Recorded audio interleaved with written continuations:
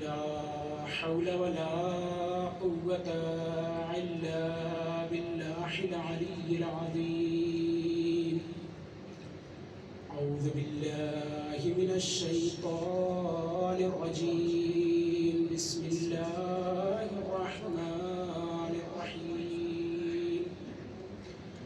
الحمد لله رب العالمين، والصلاة والسلام على صاحب الدعوة النبوية والسبلة الحيدرية والعصمة الفاطمية والحل الحسنية والشجاعة الحسينية والعبادة السجادية والمآثر الباقرية والآثار الجعفرية والعلوم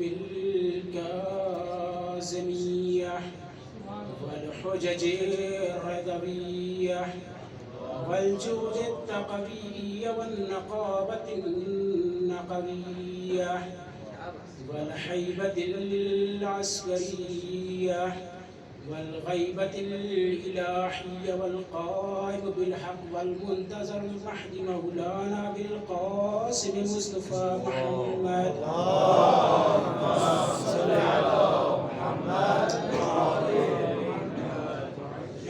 بيته الطيبين الطاهرين المعصومين المظلومين من الآن إلى قيام يوم الدين. أما بعد، فقد قال الله تبارك وتعالى في القرآن الحكيم وهو أصدق القائلين وقوله الحق. بسم الله الرحمن الرحيم. وجعلناهم أئمة يهدون بأمرنا وأوحينا إليهم فعل الخيرات وإقام الصلاة وإيتاء الزكاة وكانوا لنا عابدين. صلوات اللهم صل على محمد وآل محمد وعجل فرجهم. ارباب فکر و نظر، معزز سامعین کرام، میں نے جس آیہ کریمہ کو آپ کے سامنے سرنامہ سخن قرار دیا ہے، اس میں خلاق کائنات سورہ انبیاء آیت نمبر 73 میں ارشاد فرما رہا ہے کہ وَجَعَلْنَاهُمْ أَئِمَّةً يَهْدُونَ بِأَمْرِنَا، اور ہم نے انہیں امام بنایا کہ جو ہمارے امر سے لوگوں کی ہدایت کرے. وَأَوْحَيْنَا إِلَيْهِمْ فِعْلَ الْخَيْرَاتِ، اور ہم نے ان کی طرف وحی کی کار خیر کو انجام دینے، وَإِقَامَ الصَّلَاةِ، نماز کو قائم کرنے، وَإِيتَاءَ الزَّكَاةِ، زکوٰۃ کو ادا کرنے، وَكَانُوا لَنَا عَابِدِينَ، اور یہ سب کے سب ہماری ہی عبادت کرنے والے تھے. عزیزان محترم، اس آیہ کریمہ کے ذیل میں موضوع جو زیر بحث ہے وہ ہے معرفت امام. وہ ہے معرفت امام. خدا بند عالم جسے چاہے گا امام بنائے گا. اس آیہ کریمہ سے پتہ چلتا ہے کہ پروردگار عالم جسے چاہے گا امام بنائے گا. انسان کا اس میں کوئی نقش، کوئی رول نہیں ہے وہ یہ کہے کہ پروردگارہ اسے بنا دے اسے نہ بنا، پروردگارہ یہ بہتر ہے وہ بہتر نہیں ہے، پروردگارہ یہ اس منصب کے لائق ہے وہ اس منصب کے لائق نہیں ہے، پروردگارہ اسے یہ عہدہ دے دے اسے نہ دے، یا یہ کہ پروردگارہ یہ بہتر ہے وہ بہتر نہیں، پروردگارہ اسے یہ منصب دے دے اسے یہ منصب نہ دے، پروردگارہ یہ اس منصب کے لائق ہے وہ اس منصب کے لائق نہیں ہے. کیوں؟ اس لیے کہ یہ انسان کے حیطِ اختیار سے خارج ہے. یہ انسان کے اختیار میں نہیں وہ یہ کہے کہ پروردگارہ یہ بہتر ہے وہ بہتر نہیں، پروردگارہ اسے یہ عہدہ دے دے اسے یہ عہدہ نہ دے، پروردگارہ اسے عہدہ امامت عطا کر دے اسے عہدہ امامت نہ دے. یا یہ کہ پروردگارہ وہ بہتر ہے یہ بہتر نہیں، پروردگارہ اسے عہدہ امامت دے دے اسے عہدہ امامت نہ دے، پروردگارہ وہ اس منصب پہ لائق ہے یہ اس منصب پہ لائق نہیں. کیوں؟ اس لیے کہ یہ ہمارے اختیار میں نہیں، یہ ہمارے اختیار سے خارج ہے. کیوں؟ اس لیے کہ عہدہ الہی ہے. خدا جسے چاہے گا دے گا، جسے چاہے گا نہیں دے گا. ہمارا کل نقش کل رول یہ ہے کہ وہ جسے بنائے اسے تسلیم کر لے. تسلیم کر لے یعنی کیا مطلب؟ یعنی اپنے آپ کو اس کے حوالے کر دیں اس طریقے سے کہ اس پر اپنی کوئی مرضی باقی نہ رہ جائے، بلکہ صبح سے لے کر شام تک اس فکر میں رہے کہ وہ کیا چاہتا ہے. اسی کا نام عبادت ہے، اسی کا نام بندگی ہے، اسی کا نام اطاعت ہے، اسی کا نام فرما برداری ہے، اسی کا نام تسلیم ہے. کائنات میں جسے بھی جہاں بھی جو بھی مقام ملا ہے وہ انہی چہارتا انوار کے سامنے تسلیم ہونے سے ملا ہے. وہ کوئی بھی ہو، انبیاء کی فہرست سے ہو، رسولوں کی فہرست سے ہو، اجنہ کی فہرست سے ہو، فرشتوں کی فہرست سے ہو، انسانوں کی فہرست سے ہو، کوئی بھی ہو، کائنات میں جسے بھی جہاں بھی جو بھی مقام ملا ہے وہ انہی چہارتا انوار کے سامنے تسلیم ہونے سے ملا ہے. اور یہ کوئی میرا یہ جملہ نہیں ہے، کسی خطیب کا جملہ نہیں ہے، بلکہ خود صادق آل محمد ارشاد فرما رہے ہیں ما تکاملت النبوہ لنبی حتی اقرّ بفضلہا و محبتہا. کہ کسی نبی کی نبوت مکمل ہی نہیں ہو سکتی جب تک کہ وہ سیدہ طاہرہ سلام اللہ علیہا کی فضیلتوں و محبتوں کا اقرار نہ کر لے. ایک صلوات پڑھیے محمد و آل محمد پر.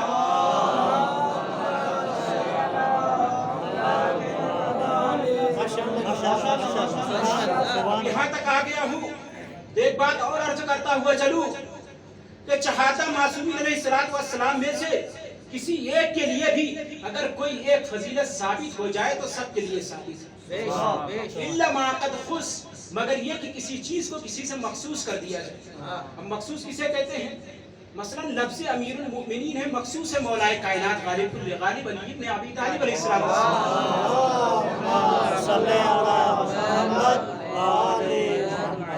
آپ جیسے ہی امیر المؤمنین کہیں گے فوراً آپ کا ذہن مولا کائنات کی طرف منتقل ہو جائے گا، آپ کے تصور میں مولا کائنات آ جائے. ہے یا نہیں ایسا؟ لیکن اگر کوئی آپ سے، اور بقیہ جتنے بھی ائمہ ہیں وہ بھی امیر المؤمنین ہیں، لوگوں کے امیر ہیں، مومنوں کے امیر ہیں، لیکن اس لفظ کو مخصوص کر دیا گیا مولا کائنات سے. کیوں؟ اس لیے کہ معلوم تھا کہ دشمن اس لفظ سے غلط استفادہ کریں گے، دشمن اس لفظ سے سوء استفادہ کریں گے، دشمن اس لفظ کے ذریعے پروپیگنڈا کریں گے، لہذا مخصوص کر دیا گیا مولا کائنات سے. آپ جیسے ہی امیر المؤمنین کہیں گے فوراً آپ کا ذہن مولا کائنات کی طرف منتقل ہو جائے. جبکہ اور بھی ائمہ ہیں کہ جو امیر المؤمنین ہیں، لوگوں کے امیر ہیں، مومنوں کے امیر ہیں، اس میں کوئی شک و شبہے کی گنجائش نہیں. لیکن اس لفظ کو مخصوص کر دیا گیا مولا کائنات سے، اور جب کسی چیز کو کسی چیز سے مخصوص کر دیا جائے تو اس کو کسی اور جگہ پر استعمال نہیں کیا جا سکتا. اور بقیہ جتنی بھی فضیلتیں ہیں اگر کسی ایک کے لیے ثابت ہے تو سب کے لیے ثابت ہے. کیوں؟ اس لیے کہ ان میں کوئی تضاد، کوئی افتراق نہیں پایا جاتا. یہ سب کے سب برابر ہیں، کبیرنا و صغیرنا سوا، ان کے چھوٹے اور بڑے سب برابر ہیں. یہ تو دنیا کے لیے تھا کہ خدا بند عالم انہیں نارمل اور عادی طریقے سے لے کر آئے، کسی کو باپ کی شکل میں تو کسی کو بیٹے کی شکل میں، کسی کو نانا کی شکل میں تو کسی کو نواسے کی شکل میں، کسی کو مادر کی شکل میں تو کسی کو بیٹے کی شکل میں، کسی کو شوہر کی شکل میں تو کسی کو زوجہ کی شکل میں. ورنہ آپ دیکھیں در حقیقت یہ بارگاہ الہی میں چہارتا انوار ہے کہ جو اگر سمٹ جائے تو ایک ہو جاتا ہے اور اگر بکھر جائے تو 14 ہو جاتا ہے.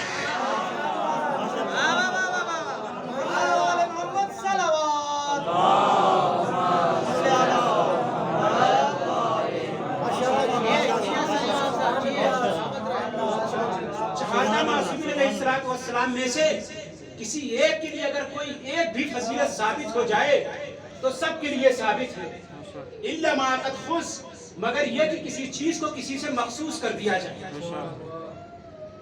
اور کبھی کبھی دشمن کی سازش ہوتی ہے کہ کسی مخصوص چیز کو عام کر دیا جائے، کیوں؟ تاکہ اس کی فضیلت، اس کی ویژگی، اس کی خصوصیت ختم ہو جائے۔ وگرنہ آپ دیکھیں لفظ امیر المؤمنین مخصوص ہے مولائے کائنات سے، جیسے ہی آپ امیر المؤمنین کہیں گے آپ کے ذہن میں مولائے کائنات آ جائے گا، آپ کا ذہن مولائے کائنات کی طرف منتقل ہو جائے گا، آپ کے تصور میں امام علی علیہ السلام آ جائیں گے۔ لیکن اگر آپ سے کوئی کہے امام تو فوراً آپ سوال کریں گے کون سے امام؟ کیوں؟ اس لیے کہ لفظ امام مخصوص نہیں ہے مولائے کائنات سے، بلکہ اور بھی ائمہ ہیں، لہذا کبھی کبھی کسی مخصوص چیز کو عام کرنا مناسب نہیں ہوتا۔ اسی طریقے سے لفظ ظہور بھی ہے کہ جو مخصوص ہے ایک آنے والے سے، اس آنے والے سے کہ جو پردہ غیب میں ہے۔ ظہور کسے کہتے ہیں؟ ظہور کے کیا معنی ہے؟ یعنی جس طریقے سے پہلے تھے ویسے ہی ظاہر ہو جائیں، یہ ظہور۔ امام ظاہر ہوں گے کیا مطلب؟ یعنی امام جس طریقے سے پہلے تھے ویسے ہی ظاہر ہو جائیں، یہ ہمیں ظہور بتا ہے۔ مثال تاکہ بات اور واضح ہو جائے، مثلا ایک 30 سالہ انسان جس قد و قامت کے ساتھ پہلے تھا، جس حسن و جمال کے ساتھ پہلے تھا، جس علم و کمال کے ساتھ پہلے تھا ویسے ہی ظاہر ہو جائے، اسے ظہور کہتے ہیں۔ امام ظاہر ہوں گے کیا مطلب؟ یعنی امام جس قد و قامت کے ساتھ پہلے تھے، جس حسن و جمال کے ساتھ پہلے تھے، جس علم و کمال کے ساتھ پہلے تھے ویسے ہی ظاہر ہو جائیں، یہ ہے ظہور۔ اور جہاں پر ظاہر اور غیب میں کوئی فرق نہ ہو وہاں پر لفظ ظہور استعمال ہوگا۔ اور یہ لفظ ظہور ایک ایسا لفظ ہے کہ جس کے ذریعے سے مظلوم اور کمزور لوگوں کی، مومنوں کے دلوں کو ڈھارس ملتی ہے، اور ظالم ستمگر منافق کے دلوں پر خوف و ہراس طاری ہو جاتا ہے کہ کوئی ہے کہ جو آئے گا، اور یہ صرف اہل تشیع سے مخصوص نہیں ہے بلکہ سنیوں کے یہاں بھی موجود ہے، سیاہ ستہ میں بھی موجود ہے، اور یہ صرف اہل تسنن سے ہی، اور یہ صرف مسلمانوں ہی سے مخصوص نہیں ہے بلکہ ہندوؤں کے یہاں بھی موجود ہے کہ کوئی ہے کہ جو آئے گا، کہ جو منجی بشریت ہوگا۔ فرق صرف اتنا ہے کہ وہ نہیں جانتے کہ کون ہے کہ جو آئے گا، اور ہم جانتے ہیں کہ کون آئے گا جو آئے گا۔ نعرہ تکبیر، نعرہ تکبیر، نعرہ رسالت، نعرہ رسالت، نعرہ حیدری، حسینیت، حسینیت، یزیدیت، یزیدیت، محمد وآل محمد بلندر صلوات۔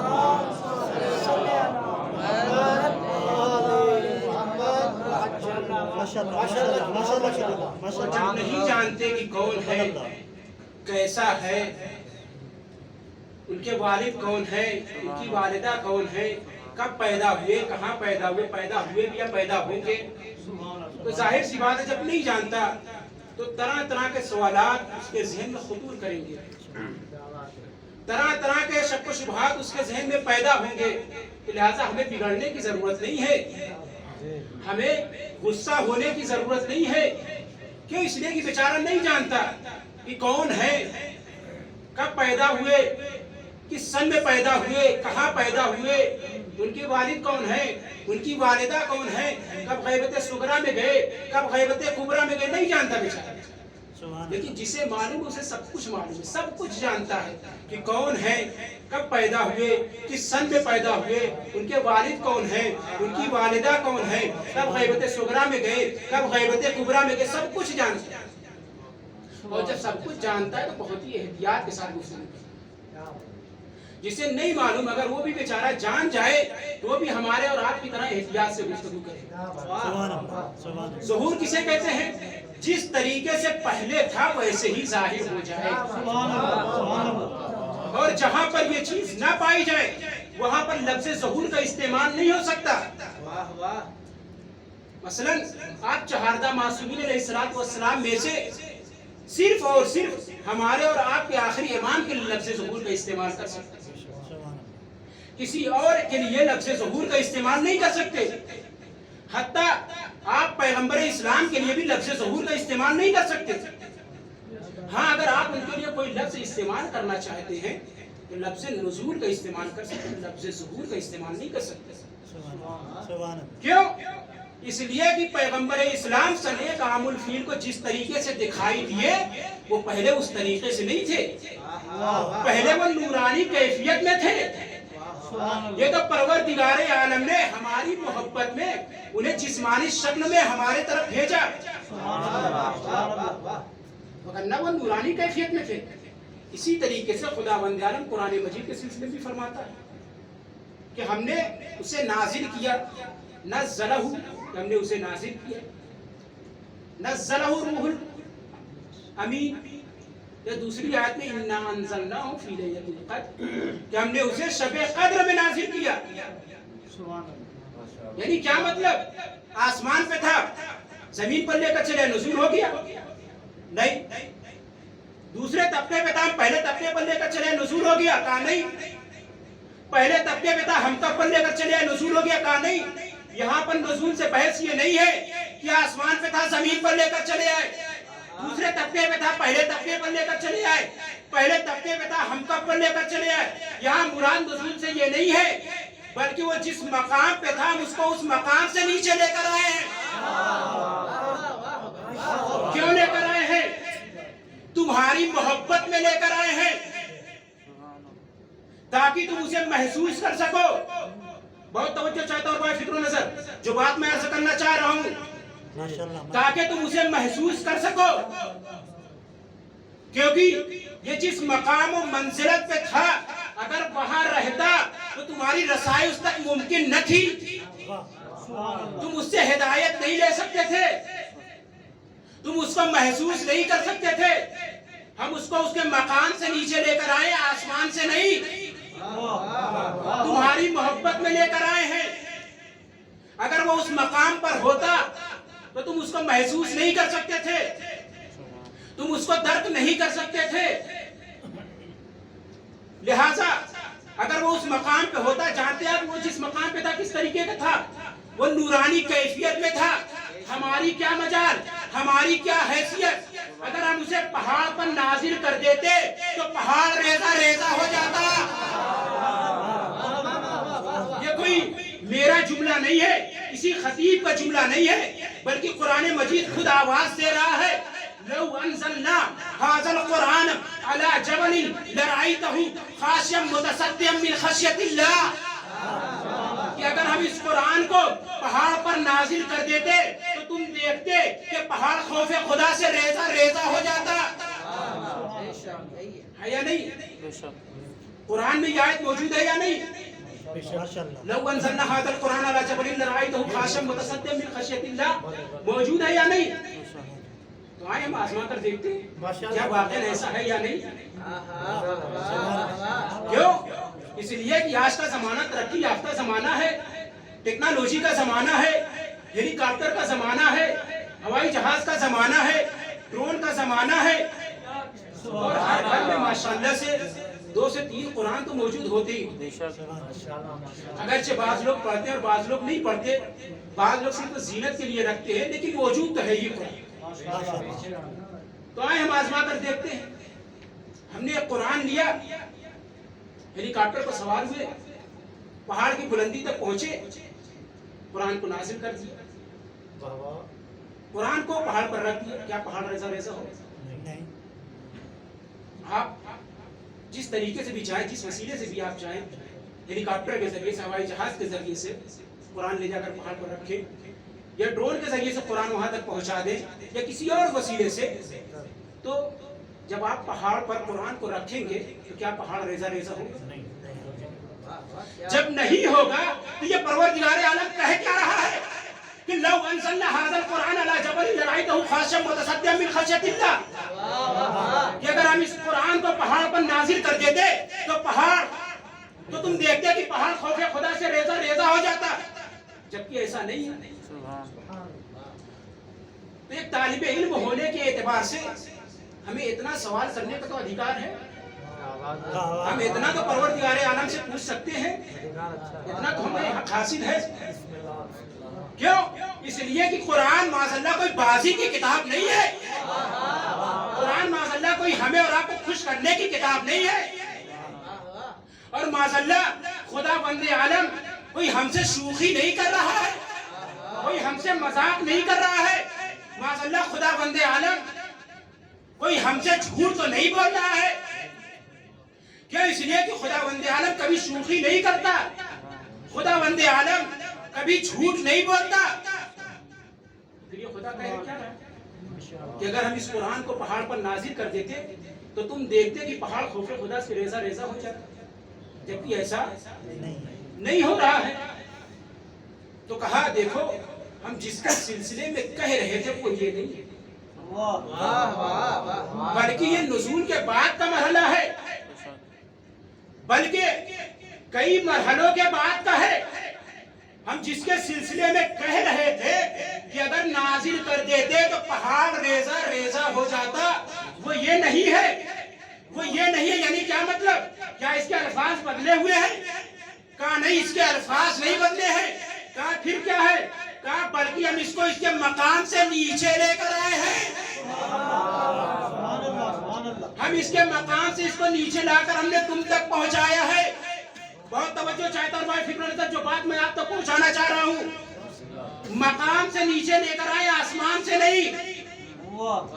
کیوں لے کر آئے؟ تاکہ تم محسوس کر سکو, وگرنہ یہ چیز جگہ پر تھا تم اس کو محسوس نہیں کر سکتے تھے. خدا بند عالم کیا کہہ رہا ہے کہ ہم نے قرآن کو نازل کیا, مقام سے نیچے لے کر آئے, اور پہلے ہم نے ایک انسان کو بھیجا کہ جو اس کی اس کیفیت کو برداشت کر سکے. کیونکہ جب ہم نے اس کو اس کے مقام سے نیچے لے کر آئے تھے تو تم برداشت نہیں کر سکتے تھے, پہاڑ برداشت نہیں کر سکتا تھا. لہذا پہلے ہم نے ایک انسان کو بھیجا کہ جو اس کی اس کیفیت کو برداشت کر سکے, اور پھر اپنے اندر ضبط کر سکے, اپنے اندر سمولے.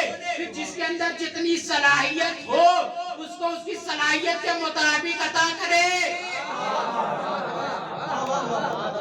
جس کے ظرف میں ایک درجے تک صلاحیت پائی جائے گی اسے ایک درجے تک عطا کرنا, جس کے ظرف میں دوسرے درجے تک صلاحیت پائی جائے اسے دوسرے ظرف تک عطا کرنا, جس کے ظرف میں تیسرے نمبر تک صلاحیت پائی جائے اسے تیسرے درجے تک صلاحیت عطا کرنا, اسے تیسرے درجے تک دینا. یہ اس لیے کہ قرآن مجید جس مقام پہ تھا وہاں تک تمہاری رسائی ممکن نہ تھی, تم اس کو محسوس نہیں کر سکتے تھے, تم اس کو درک نہیں کر سکتے تھے, تم اس سے ہدایت نہیں لے سکتے تھے. آج جانتے ہیں قرآن کس جگہ پر تھا, کس مقام پہ تھا؟ قرآن نورانی کیفیت میں تھا. اس کے لیے ضروری تھا کہ کوئی ایسا ہو کہ جو قرآن جیسا ہو اور قرآن اس جیسا ہو.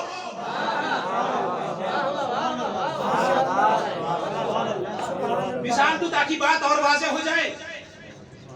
مثلا آپ نے جنگلوں سے عبور کیا ہوگا, جب آپ جنگل میں داخل ہوں گے, روڈ سے گزریں گے تو آپ نے دیکھا ہوگا کہ روڈ کے اوپر موٹے موٹے تار گئے.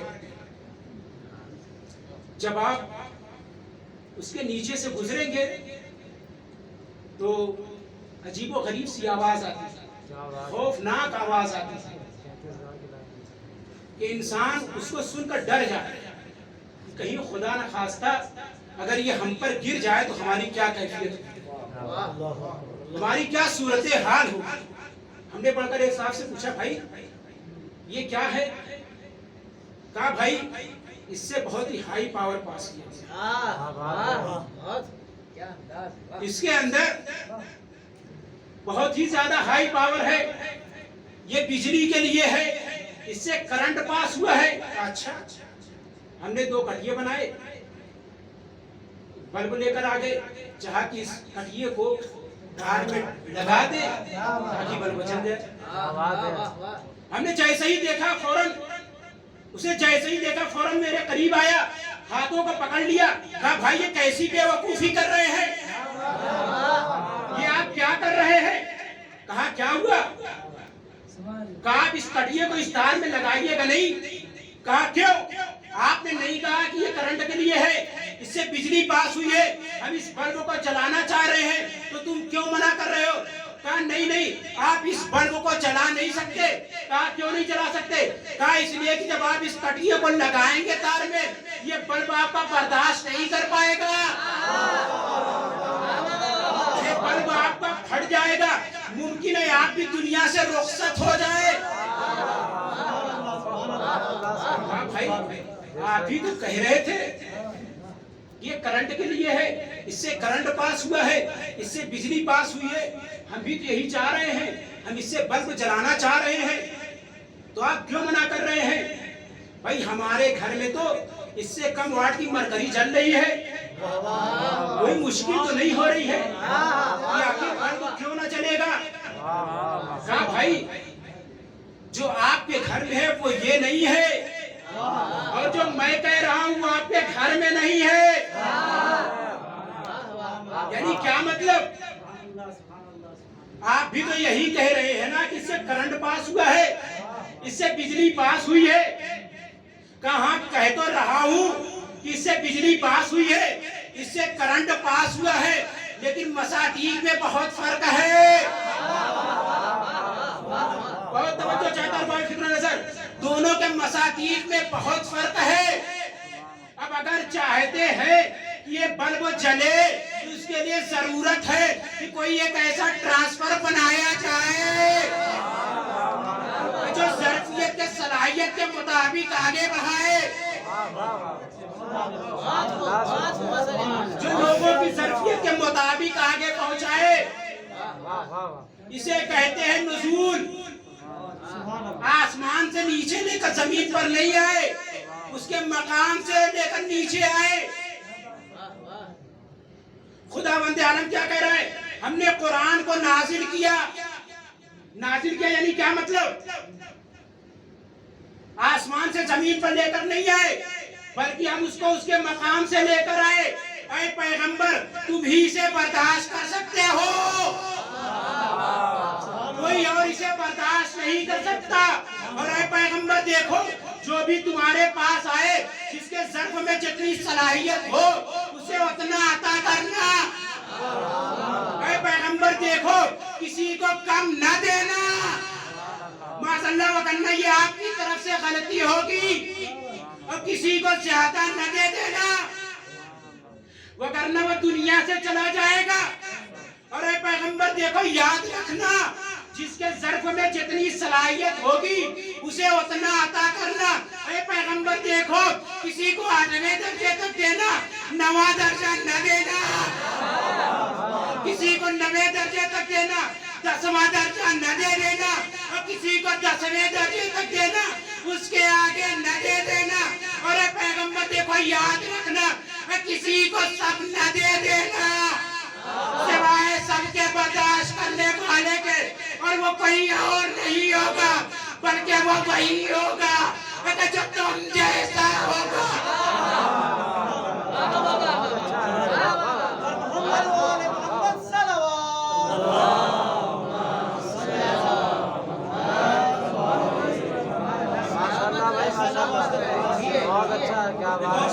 محمد وآل محمد.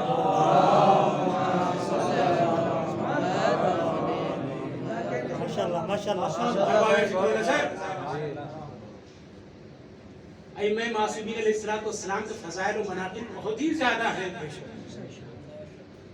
اگر ہم اور آپ بیان کرتے کرتے دنیا سے رخصت ہو جائیں تو بھی اہل بیت کے فضائل و مناقب ختم ہونے والے نہیں ہیں. امام حسین علیہ السلام کہ جن کی عصمت کی گواہی قرآن مجید دے رہا ہے، انما یرید اللہ لیذھب عنکم الرجس اہل البیت ویطہرکم تطہیرا.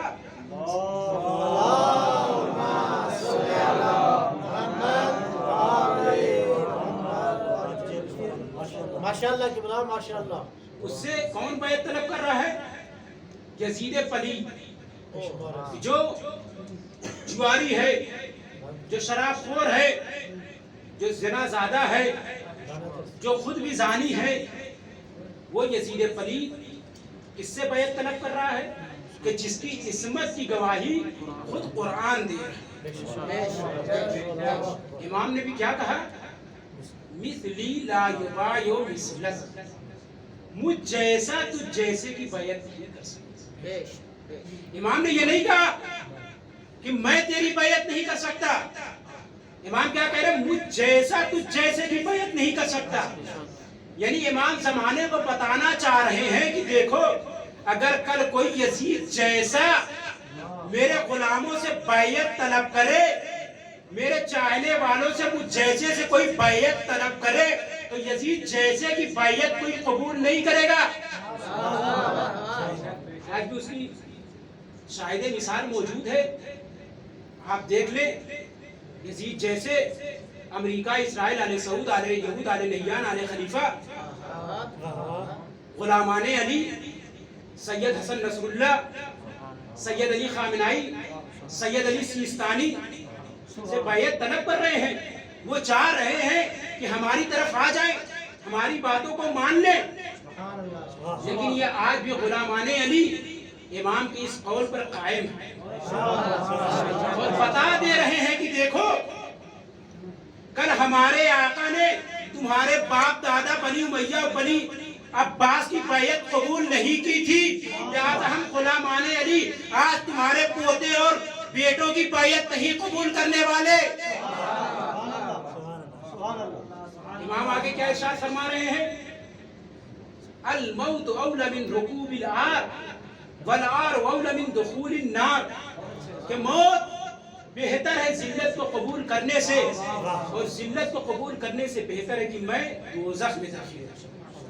اب ذرا آپ تصور کریں کہ جو امام ذلت کو قبول کرنے سے بہتر سمجھ رہا ہے، پسند کر رہا ہے کہ دوزخ میں داخل ہو جائے، وہ یزید پلید جیسے کی بیعت کیسے قبول کر سکتا؟ عزیزو یہی وجہ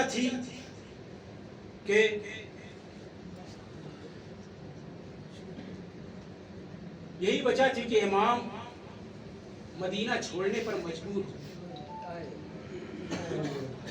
اور امام 2 محرم کو والد کربلا، اور وہ وقت بھی آیا کہ جب امام حسین علیہ السلام محضر شہادت پر، امام حسین علیہ السلام فرماتے ہیں کہ حبیب ابن مظاہر اس میں تمہارا نام بھی شامل ہے، اے زہیر ابن قین اس میں تمہارا بھی نام شامل ہے، اے بھیا عباس اس میں تمہارا بھی نام شامل ہے، اے میرے لال اولو محمد اس میں تمہارا بھی نام شامل ہے۔ عزادارو، جب امام حسین محضر شہادت پڑھ چکے، ایک گوشے سے ایک بچہ اٹھتا ہے، روایت کہتی ہے کہ لم یبلغ الحلم، کہ ابھی وہ سن بلوغت تک نہیں پہنچا تھا، امام کی خدمت میں آتا ہے اور کہتا ہے اے چچا حسین، ارے آپ نے میرا نام نہیں لیا۔ امام حسین کہتے ہیں اے میرے لال قاسم کیف الموت عندک، اے میرے لال قاسم ارے تمہارے نزدیک موت کیسی ہے؟ علی کا پوتا ہے نا، تو کہتا ہے الموت احلی من العسل، اے چچا حسین ارے موت میرے نزدیک شہد سے بھی زیادہ شیریں ہے۔ امام حسین کہتے ہیں اے میرے لال قاسم اس میں تمہارا نام بھی شامل ہے۔ جیسے ہی جناب قاسم نے اپنا نام سنا، ہونٹوں پہ مسکراہٹ آ گئی۔ امام حسین فرماتے ہیں اے میرے لال قاسم تمہارے نام کے ساتھ ساتھ تمہارے بھیا علی اصغر کا بھی نام شامل ہے۔ جیسے ہی جناب قاسم نے یہ جملہ سنا، تڑپ کے کہتے ہیں اے چچا حسین ارے کیا فوج عشقیہ خیام حسینی میں داخل ہو جائے گی؟ میں کہوں گا اے مولا قاسم ارے آپ نے فقط اتنا سنا تو آپ برداشت نہ کر سکے، اے مولا قاسم ارے اس وقت آئیے گا کہ جب بعد شہادت حسین خیام حسینی میں آگ لگا دی جائے گی، زینب و کلثوم کے سروں سے ردائیں چھین لی جائیں گی، زینب اولیاء مقام کے پشت